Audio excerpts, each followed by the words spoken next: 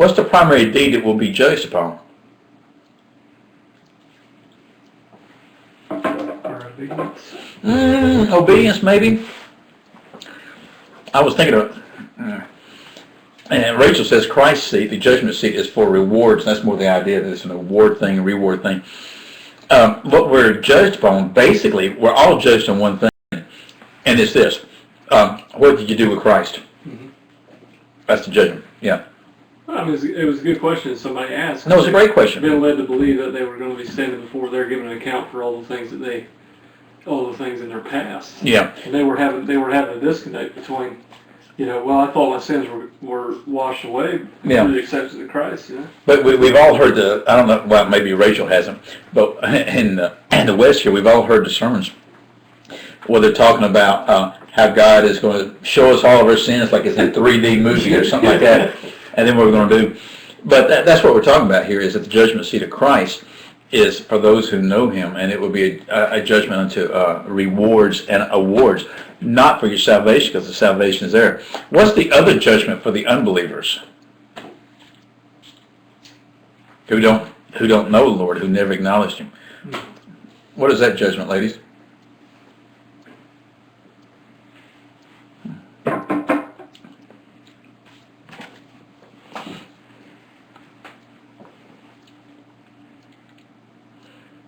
Yeah, it's the white throne, the great white throne judgment. When does the great white throne judgment take place?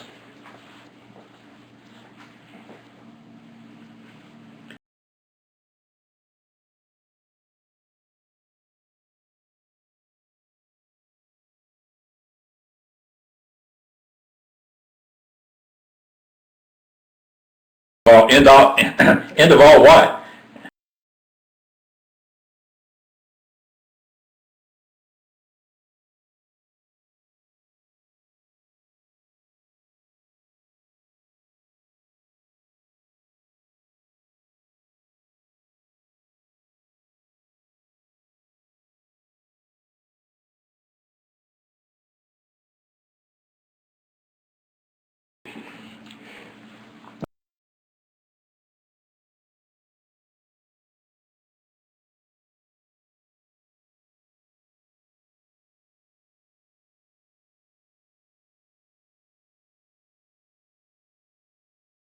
Yeah, after 1,000 years after the millennial kingdom is when the great white throne, and that judgment is based upon what?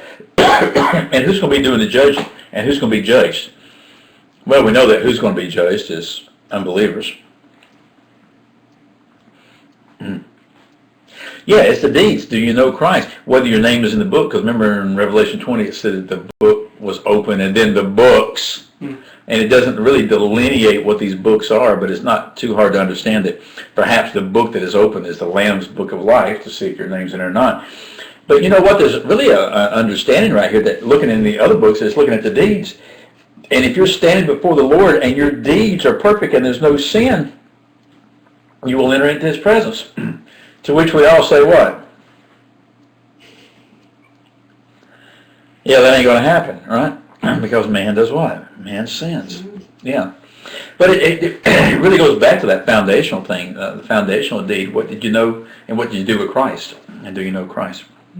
So, now that's interesting. Sabrina says here, it's sort of funny, it pops up a lot quicker on my iPad than it does over here. Greater judgment for those who had more knowledge of Him. Greater is the judgment for those who saw Him, knew Him, heard Him, and refused Him. So, Sabrina, you're telling me there's degrees of judgment? Are you talking about for the believer or the unbeliever? Are there degrees of punishment? For the unbeliever, okay? So there's degree. So why do you think there's degrees of judgment, degrees of punishment? And apparently, yeah, the inference from that, there's degrees of rewards. Because the Scripture does talk about, that was Paul's greatest fear, that not that he would lose his salvation, but he wouldn't press on the end and find worthy to receive what he was going to receive. What lay before him. What lay before him, yeah. So Jesus says no to what?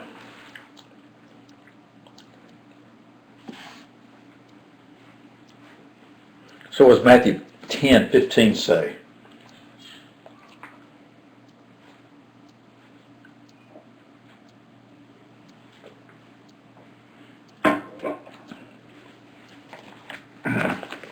going to make me look it up. And the book was opened. Yeah, I got the book open right here.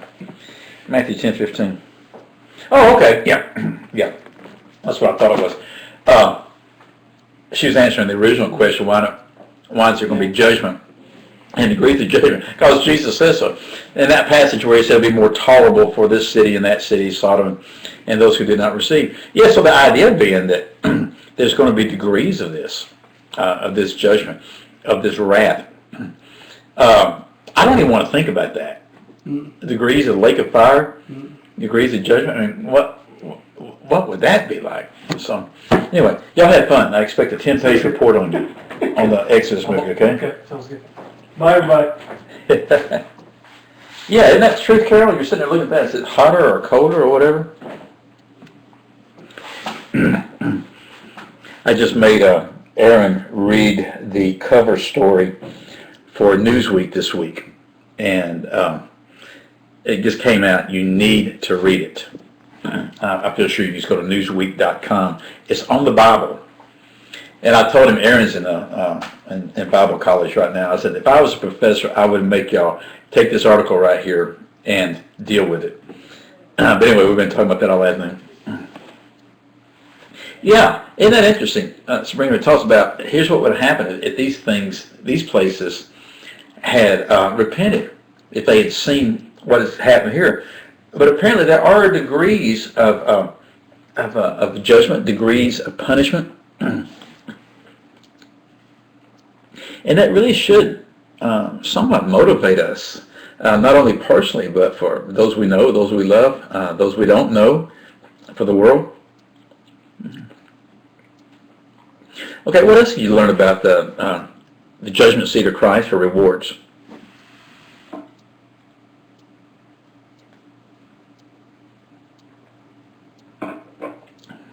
I did just think of something. Let me see what Spring is about to say here. Or I can say what she's typing. When does the judgment seat of Christ's judgment take place?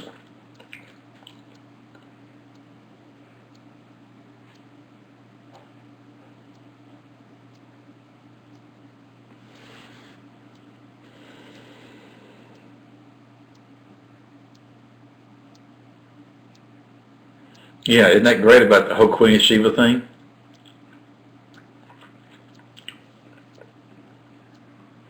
Rachel says it's either after we are raptured or when.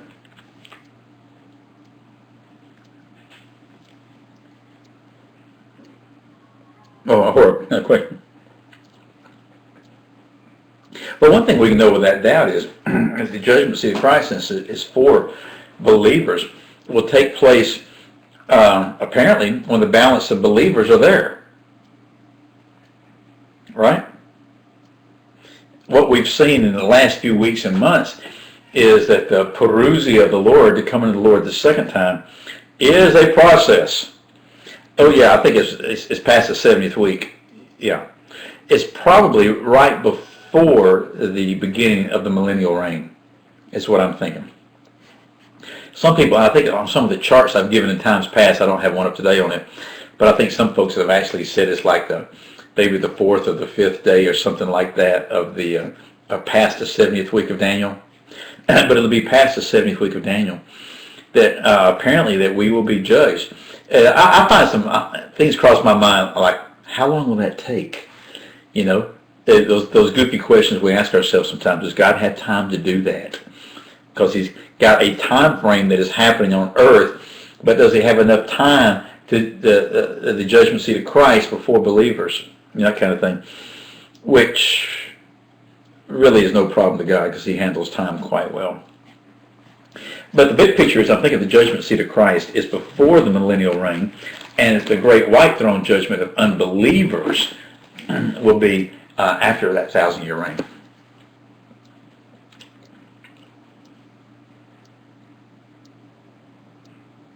Good. Anything else about that judgment seat?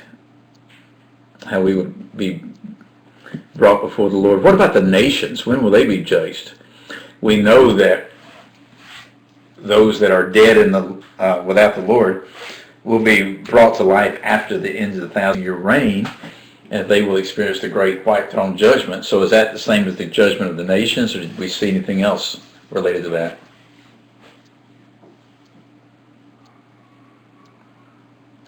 Yeah, that's probably it, Rachel. And where do we see evidence of that? Where do we see where the nations will be judged? Yes, Brandon said that sheep and goat judgment thing over in Matthew 25, which you'll never hear the traditional sermon out of Matthew 25 the same again, because you've learned these truths about this. When does that take place?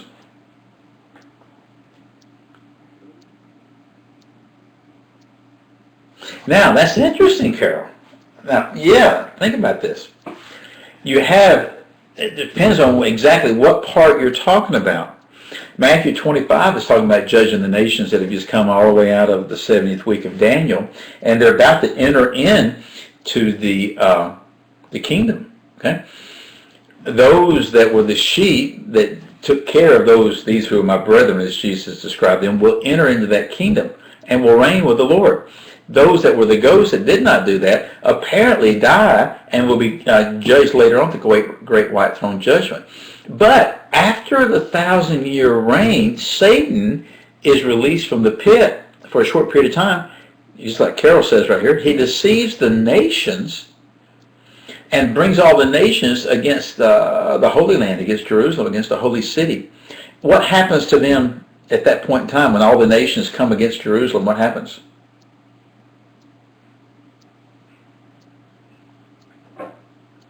Well, that's probably a good way to put it, Rachel.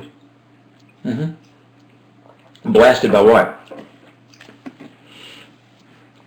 Literally fire from heaven, the breath of God? Absolutely. And so when will these folks right here, those nations, will be judged when?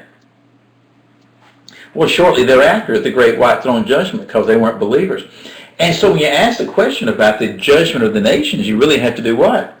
Sort of define as to what part are you talking about? There's a judgment of the nations that take place at the end of the 70th week of Daniel, prior to the millennial reign.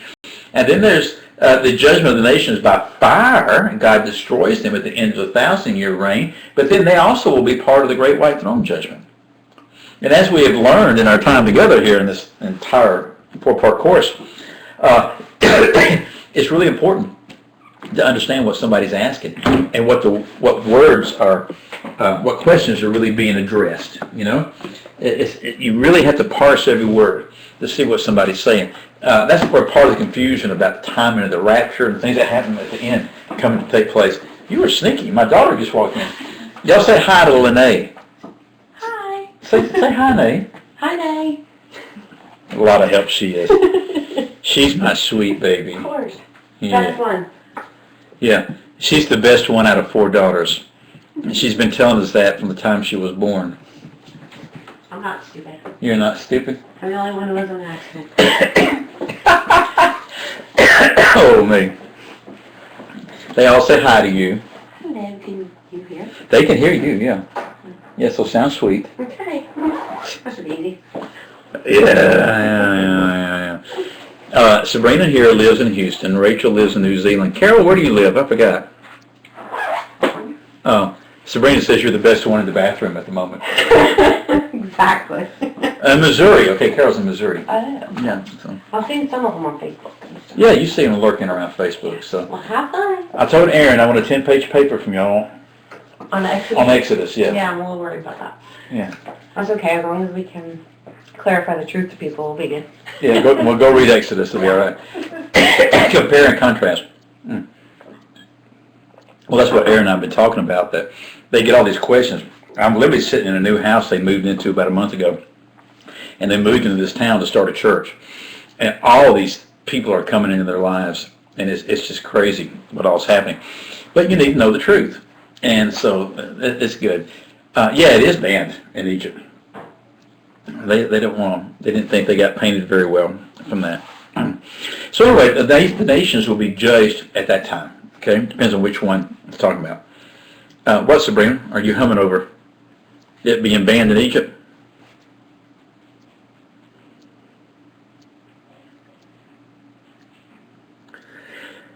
You know what? That society never has recovered from that when you really look at it. You know, the Egyptian people are wonderful people, but when you look at what happened with that, that was the pinnacle of civilization at that time. And it never did recover from it. Yeah, it was a historical error. You shouldn't have done it. But I don't think that's what they mean. Okay. Anything else about the judgment, about the timing of it, what's going to happen with the nations? I'm looking through my little notes right here, make sure I don't skip anything. What about Hades and the lake of fire and death and all that kind of stuff? We talked about that a couple weeks ago, but you did a good bit of homework on it this week just to clarify. What did you learn about it?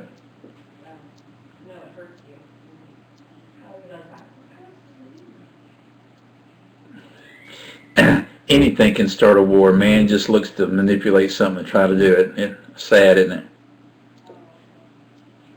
It just happens quicker. You know, the First World War started out as a similar type of thing. Yeah, Hades is not the lake of fire. So how do you correct him on that, Sabrina?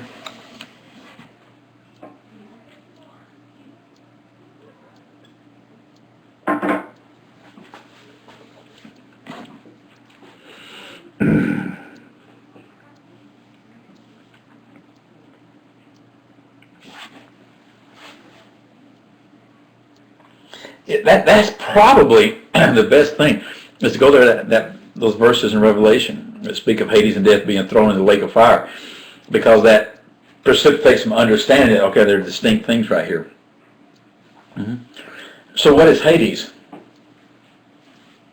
Well, yeah, that's the logic behind it, sure.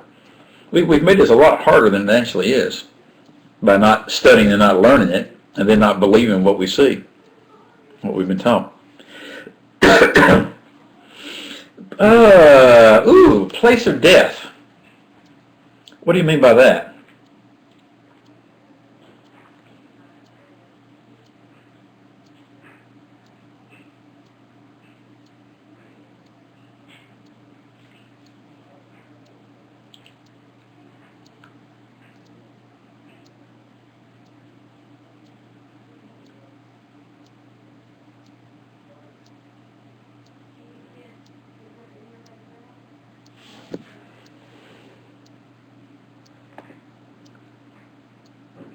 So before Christ, it was place of death for both believers and unbelievers.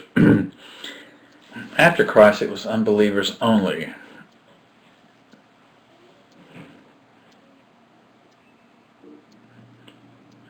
Okay, Sabrina, what do you mean? It seems that both were there.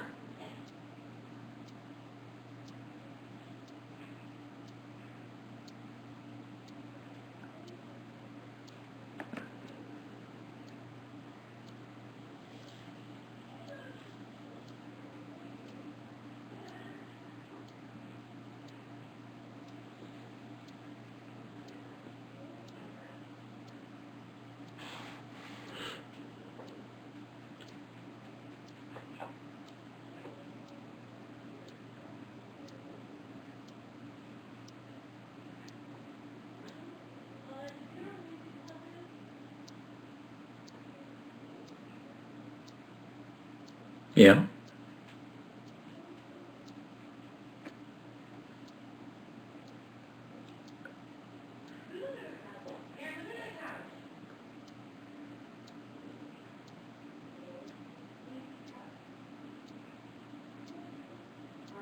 So Rachel says she doesn't believe the Old Testament saints went to Hades. Then where did they go to, Rachel? Or Carol or anybody? Sabrina?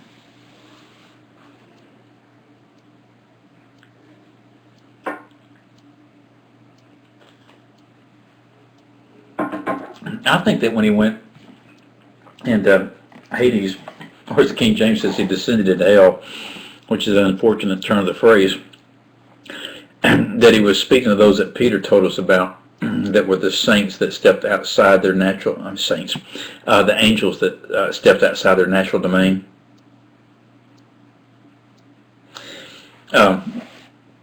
Those that were in the holding place, particularly those angels that stepped out, they're actually in bondage. They're in chains. Okay, it appears to be a different portion of the same kind of thing. Sort of where I am right now. I'm thinking Hades, it's a place of punishment from what we saw with the parable about Lazarus and the rich man. Remember that? It was a place of torment. He was in there. It was hot. He's being burned. He wanted a drop of water on his tongue. But you had Hades right here, and where was Lazarus at?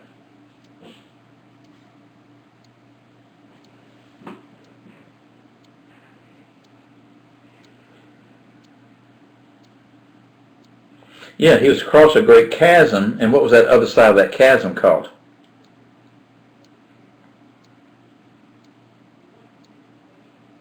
Looked like it's having fun with Abraham.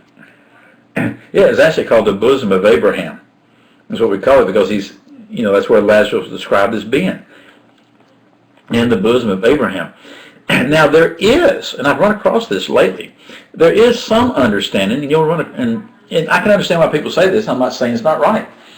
There's some understanding that Hades consisted of the place of torment and the bosom of Abraham, separated by a chasm. That both were part of Hades. I'm still trying to get my brain wrapped around that, because when I think of Hades, I'm thinking automatically hell, just because of the way I was raised. I'm thinking of a place of torment. But I'm more inclined to think that Hades might be just a place where people went. You had the bosom of Abraham, and okay, that's what you thought, Sabrina. Okay, and that you had the place of torment, of the burning part of Hades. Now, what happened when Jesus died? He went down and preached to those that were in chains. That's probably speaking to the ones out of Genesis 6 and what Peter references. And he speaks the truth to them, and he has the keys of death and everything. And when he ascends, according to Ephesians 4, he takes those that were captive, he takes them up with him. And, I was about to ask about that in a second, Carol. He takes those that were captive with him, and I think that's the believers from the bosom of Abraham. And so now what you said at the beginning, Sabrina, that they went to Hades then, but now unbelievers continue to go to Hades, the place of torment, but believers, absent from the body, they're present with the Lord. Yeah, he actually resurrected some for a period of time that walked about, and it said this within the city of Jerusalem. And I'm taking that to mean within the city limits, whatever that means. Whoever they were, they're described as saints of old.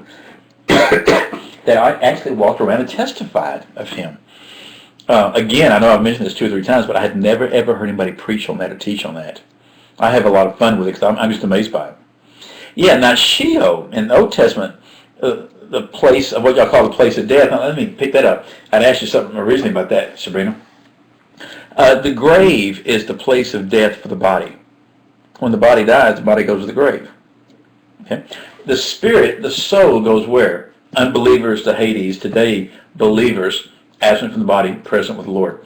Prior to this time, went to Hades, if you believe that Hades consisted of the place of torment and the bosom of Abraham with a chasm, or you could say that it could be Hades and the bosom of Abraham. I could believe that, and the bosom of Abraham would be a typological picture of glory and being in the presence of the Lord. Either way, that's fine. But what is Sheol? And Sheol is a place of death. But what is it? Basically, it's just the Hebrew word for the same thing as Hades. Hades is the Greek New Testament. Sheol is Old Testament. Yeah.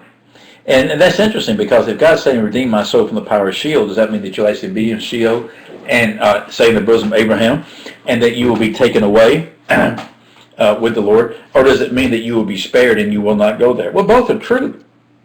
Both are true. Well, what about hell? Because, that's what you hear a lot. Sheol has a nicer ring than Hades. Is that what you mean, Sabrina? I don't know. Sheol always sounded sort of scary to me. I don't know. It's funny how we have emotions that are associated with words.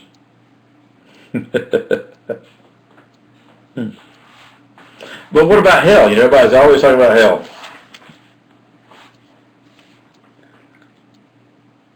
So what is hell? Well, I think it's because it sounds worse just because of the association I was talking about. But what is hell? Was it in this lesson this week where they asked if anybody was in hell right now or anybody? I don't think they said hell.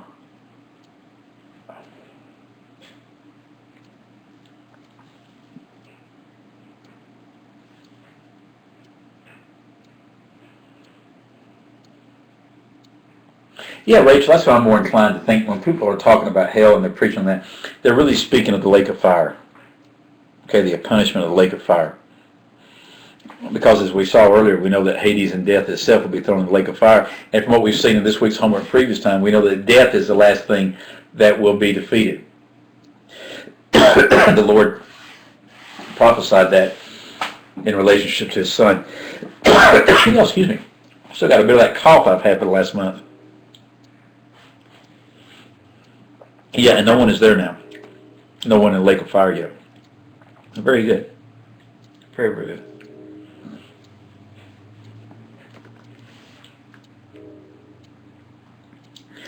When are death and Hades thrown into the lake of fire?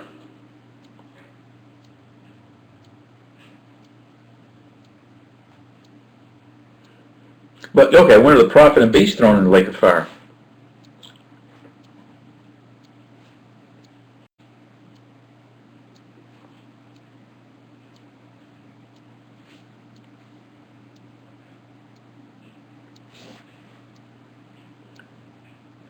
Yeah, before the 1,000 years. Before the millennial reign. When are death and Hades thrown into the lake of fire?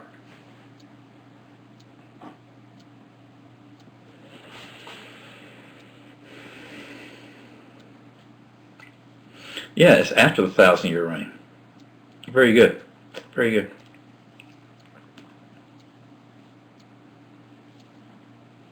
At the end of the 1,000-year reign, Satan is released from the abyss. Deceives the nations come against Jesus himself, comes against the holy city, comes up, I think, against the new Mount Zion and David reigning there and the Lord reigning over all the earth. Then the Lord consumes them by fire. Then you have the great white throne judgment at the end of that time. Death and Hades are thrown in the lake of fire. What happens after all that?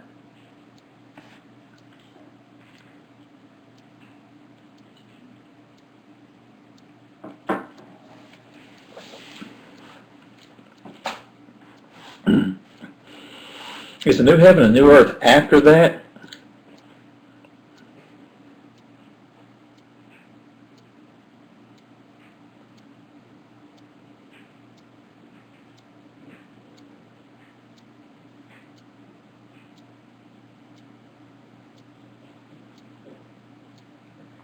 What is the new heaven and new earth anyway? What does that mean? I'm not even sure we've ever even talked about that in that way.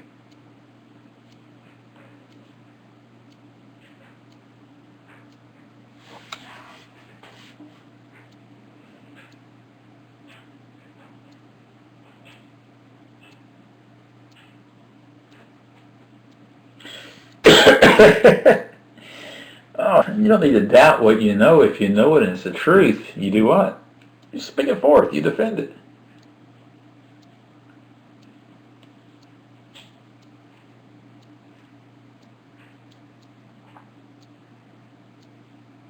Yeah, it has the New Jerusalem.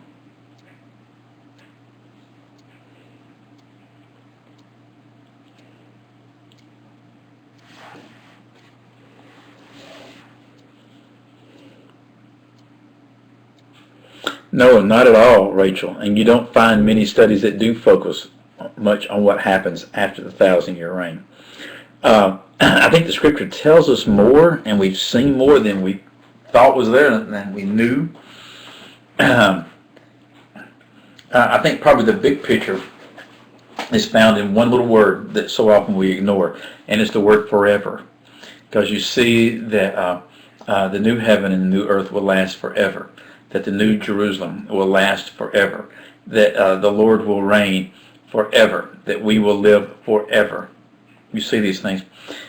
This is just sort of where I am right now, okay? So if I come back 5 minutes, 5 years from now and say, hey, I think I'm wrong on this, y'all forgive me. I think the new heaven and the new earth begin at the beginning of the 1,000-year reign. It depends what you're talking about. If you're talking about the earth being redone and remade after the wrath of the day of the Lord, then that has to take place. Okay, it has to take place. If you're talking about us living in New Jerusalem, it has to take place at the beginning. Okay? It has to take place at that beginning of time. Do I have a verse for it?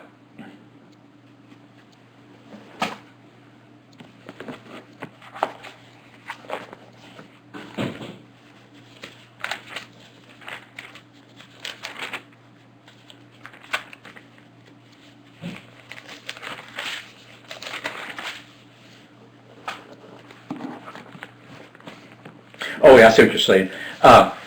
Yeah, that's the idea behind it. Because in Revelation 21, and I know what people say. They say, well, Revelation 21 seems to come after the lake of fire Hades and death being thrown in the lake of fire. But remember, John's just looking up and he's seeing these panoramic scenes. He's seeing these things happening.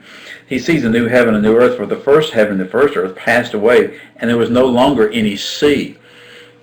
I'm thinking that's what occurred right there after the judgment and the wrath of God, the day of the Lord came forth. And you see the holy city coming down, you see all this stuff happening, and that this is the beginning of the millennial reign at this time right here. It says their part will be in the lake that burns with fire and brimstone, not the lake of fire. It's the lake of fire.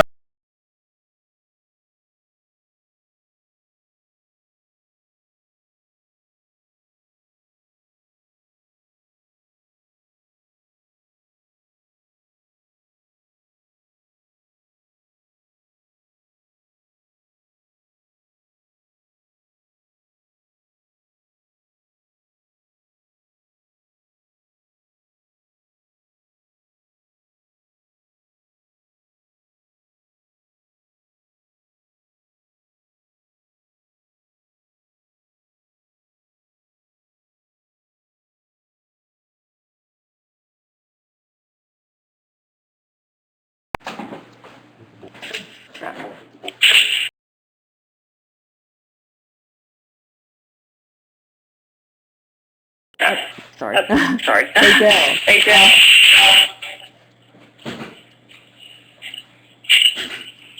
Yeah.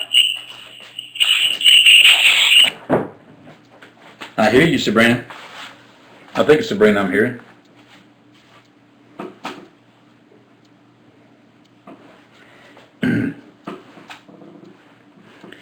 Yeah, if that's true, the earth will be different. Yeah, the earth's going to be different. And I think it's going to go back to the way that it was prior to the rebellion of man. Okay? Prior to that time. Yeah, but who's he talking about? And it says that there's no death.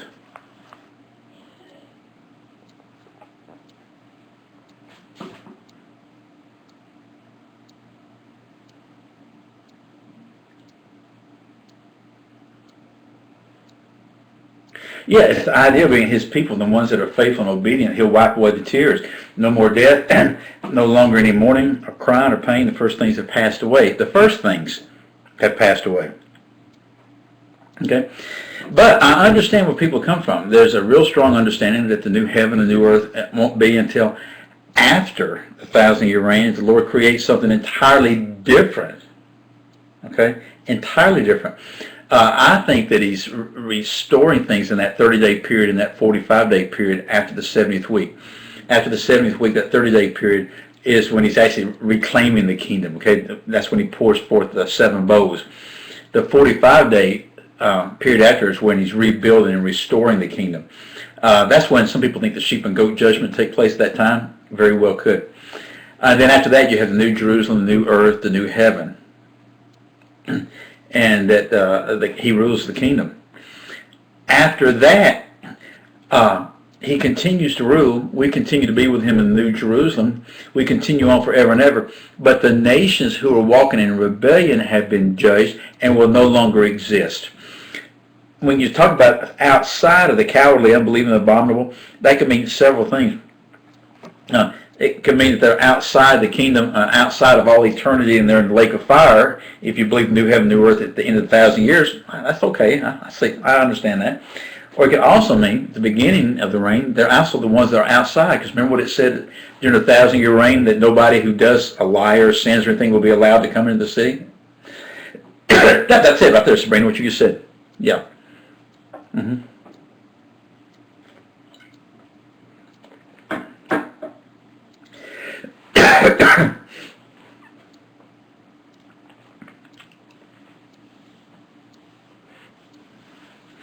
Oh, I think he's preparing it, no doubt. And I don't think that things are being held up time-wise because the Lord's behind on his work schedule.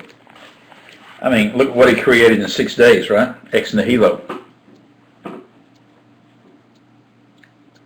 But it is interesting to sort of see who's being spoken of. Verse 7 in chapter 21 sort of helps with this. He said, "He who overcomes shall inherit these things, and I will be his God, and he will be my son." Then it says, "But for the cowardly, etc., etc., their place will be in the second death, the lake of fire."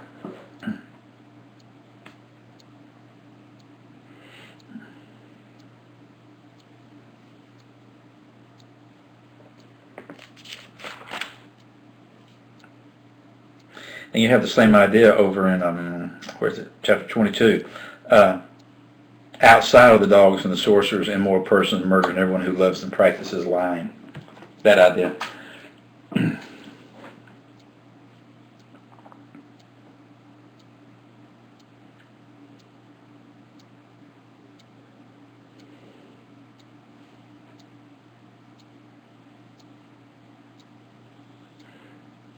Let's see what Sabrina's saying here.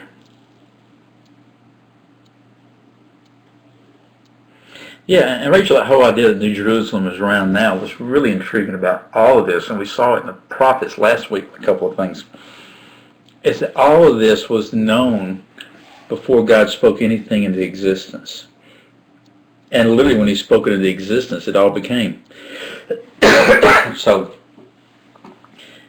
not only is New Jerusalem now and in the future, but it has been even before time began. And those thoughts always sort of blow my feeble mind.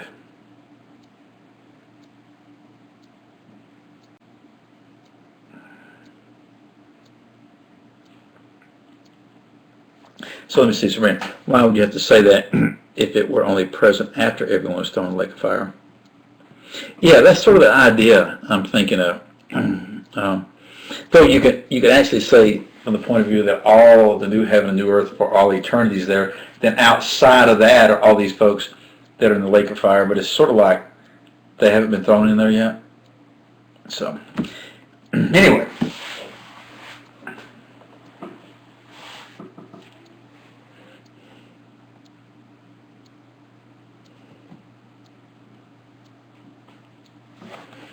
What about the sun?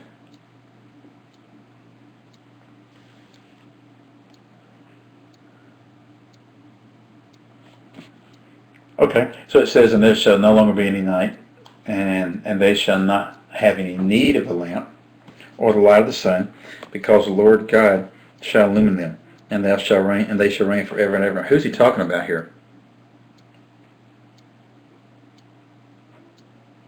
Well, that's when it gets sort of interesting, Sabrina, about how we are actually going to be when we are before the Most High God.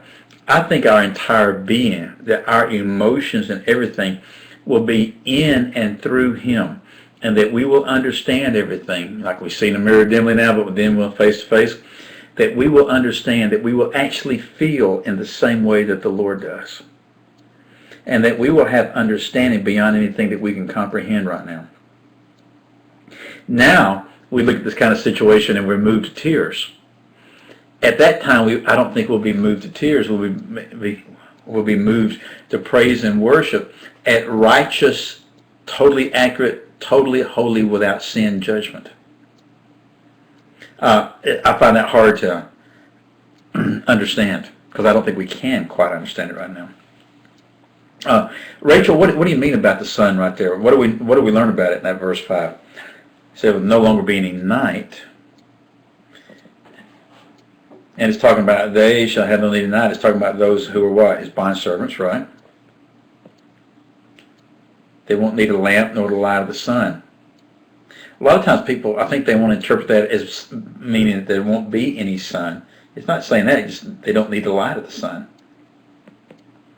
The Lord literally illuminates, and they will reign forever and ever. And it's talking about within the New Jerusalem, within the presence of the Lord at that time.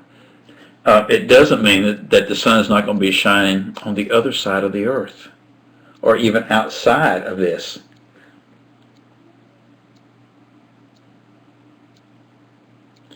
I think outside that there will be sun. Yeah, I think this is talking about inside the city itself, New Jerusalem.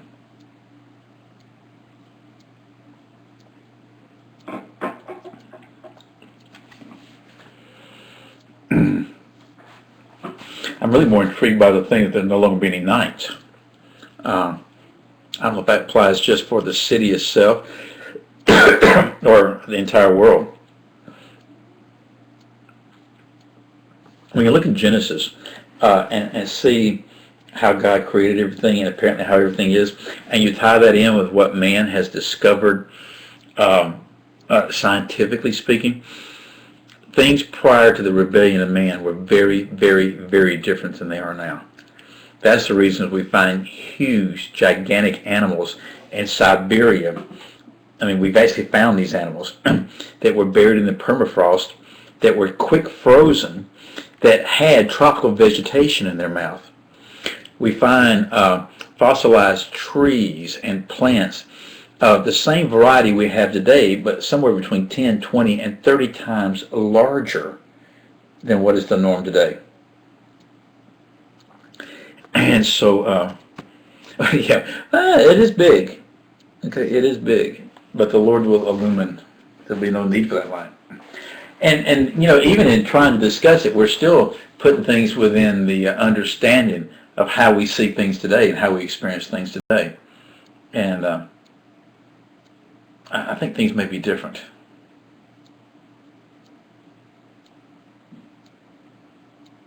Very much so. Yes, Serena. Yeah. Let me just share a couple of last things here because our time's about up. My battery's about to run down. And my daughter's mirror just fell over. Let me fix this real quick. Why do y'all ladies have such flimsy makeup mirrors? Okay, there we go. Yeah, that composite should be on the resource page. Both those charts are things that I've thrown up there before. I just had them in case I wanted to look at them, which I'm probably not going to right now. But I know I've put them up there before. We have the right to the tree of life even though we face death in the body. And when are you talking about there, Sabrina? Are you talking about with the new city? Do we face death in the body at that time?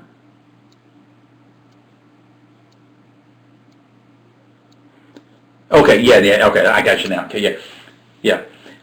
That's absolutely right. And even that tree of life, remember how it said the tree of life was for the healing of the nations?